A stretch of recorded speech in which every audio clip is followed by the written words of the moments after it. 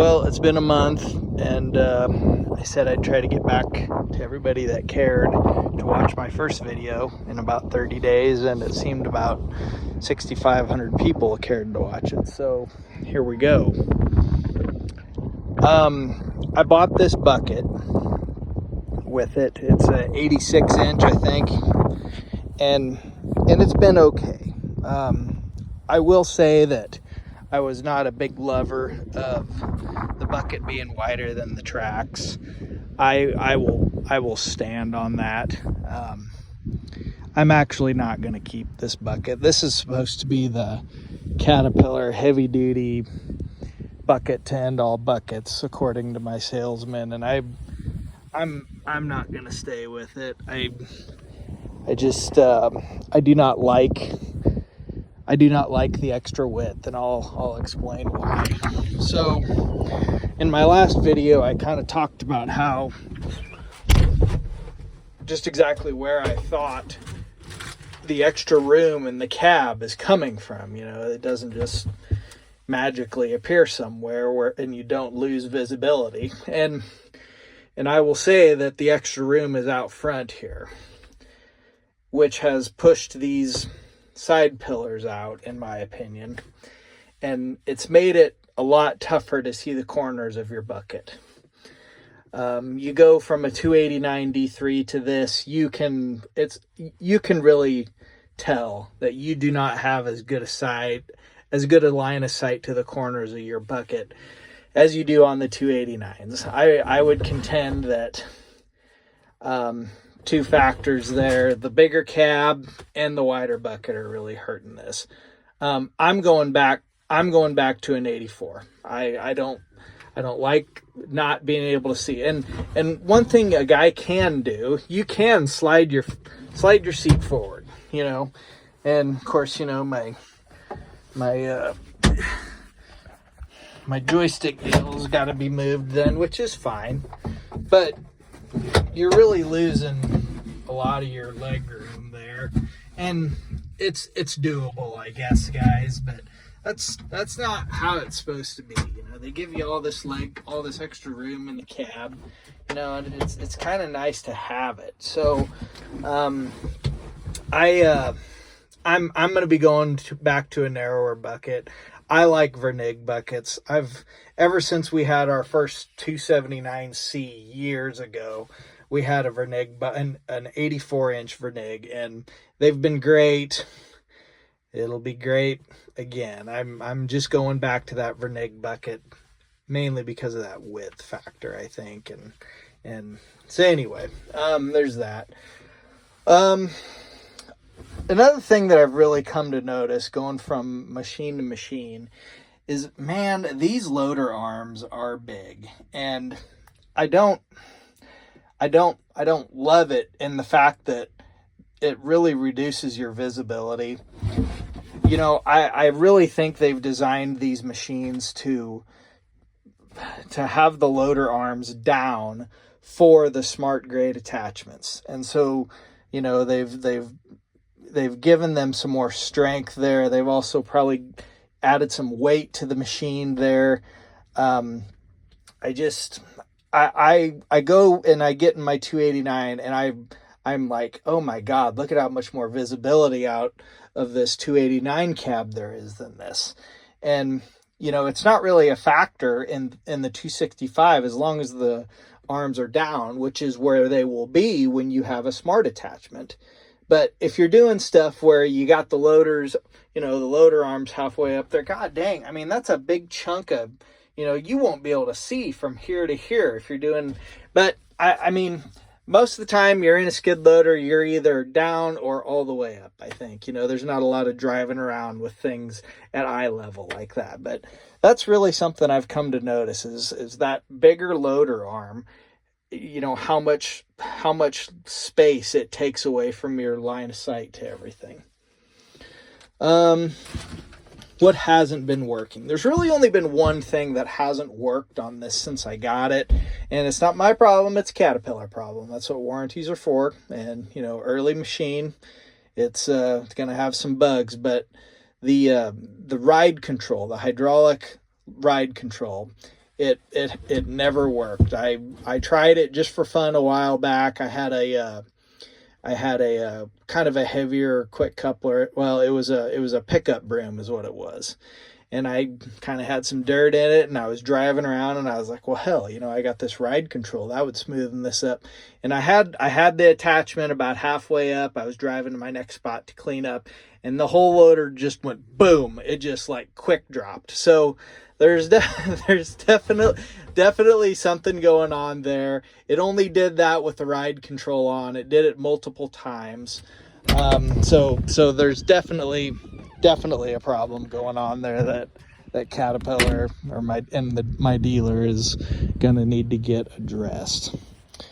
I will say that these side cameras have not really been a big factor. They have not been tremendously helpful for anything that I do.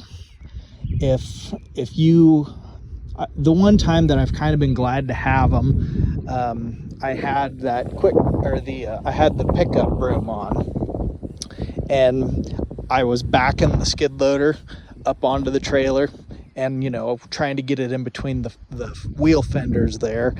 It was kind of nice to be able to see that fender and know where I needed to be headed on the trailer just to stay straight. So it was kind of nice, but those cameras aren't worth getting just for that option. Let's see, something that I've noticed that I kind of thought might be gonna happen was my guards down here, and you can't see shit because I don't have time to come do this during the day. These are carrying some dirt down in here. They're carrying a little dirt, and it's not causing any pressure or anything. It's not really hurting anything, but they're carrying a little more dirt than I thought, and it's a simple matter of cleaning it out once a month, and I'm sure it's no big deal, but just one little deal that I noticed, I guess. Everything in the engine compartment's looking okay.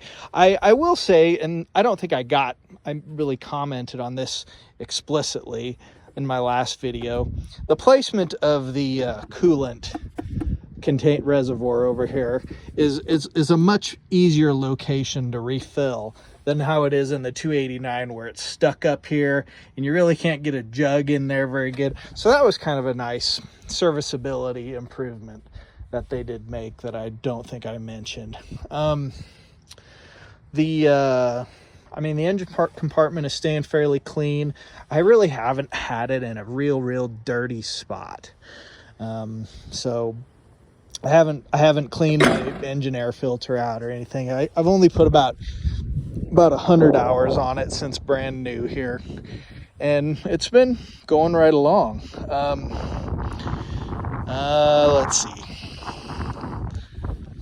I talked about the width on the bucket. I think one of the outliers that I kind of left open on my last video was the power of the machine. One of the things they really are advertising on it is 40% more torque. Yeah, okay, well, let's see it, guys. And I don't know, guys. I had, so this was an old sand volleyball pit that we're cleaning up, and they're gonna put some additional parking for our school out here. And I was able to, we're shoving sand towards the excavator in the truck over there, and to do some cleanup, I was up here just kind of shoving it that way with the skid. And yeah, a few times I really felt like there was a little bit more than what I ever got out of that 289. It's probably there. But here's the deal, and this is kind of material specific, I would say, this issue. That sand material, it'll push it, but it'll just boil it right over the top of this bucket, you guys. Great, it's got all this torque, but it really can't, it's really, the machine really can't take advantage of it because it's like the buckets need a trash rack on them. And that's just another reason why I think I'm going with the Vernig. I think the Vernig has a taller back to it.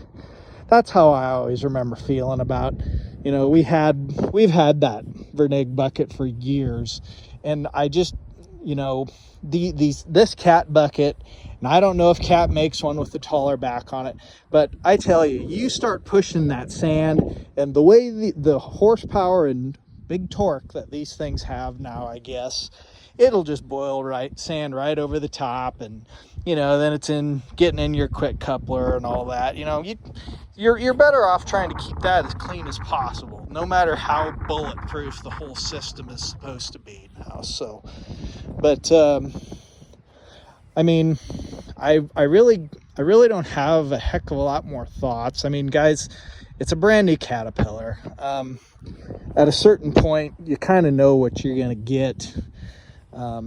And that's, you know, the cab, the air conditioner has been running, it'll freeze you out.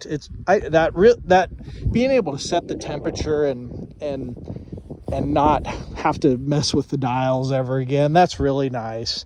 The auto throttle down when you stop the machine, you don't have to, you know, you don't have to go up and idle it down. If you need to jump out real quick, it'll take you, and this is adjustable, 5 seconds of high idle without any movement, it'll automatically idle itself down. This and this deal is, I don't know, maybe a guy shouldn't enjoy this as much as I am, but this, I got my battery cut off. This phone holder in here, and you don't need the one that comes with the machine explicitly, I suppose, if you're handy enough to bolt it in there and some kind of other aftermarket or whatever. But if you like to watch passively and listen to YouTube videos, this phone holder deal is pretty sweet. You know, you just set it vertically in there, or you can go landscape. And, you know, while you're working, you can just occasionally glance down and see what's going on and mostly listen. I've really enjoyed that phone holder in there. I don't know. It just seems to have been kind of a quality of life improvement, I guess. So I really don't know what else to say. I see that there's been 6,000 some views on this, and there's been a few questions.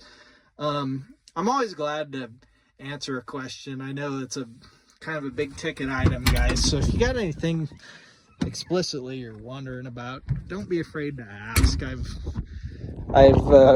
you know, I've put a few hours on it now, and you know, I'll be glad to kind of investigate something for somebody if they really want it. So, but anyway, that's my 30-day update. I feel like my first video had a lot more information, but you know, this was just really kind of supposed to be hey, you know, it's functional and dependable, and so far it has been. And yeah, so like I said, any other questions, you guys, by all means, let me know, and I'll try to answer them in the comments. Thanks again for watching.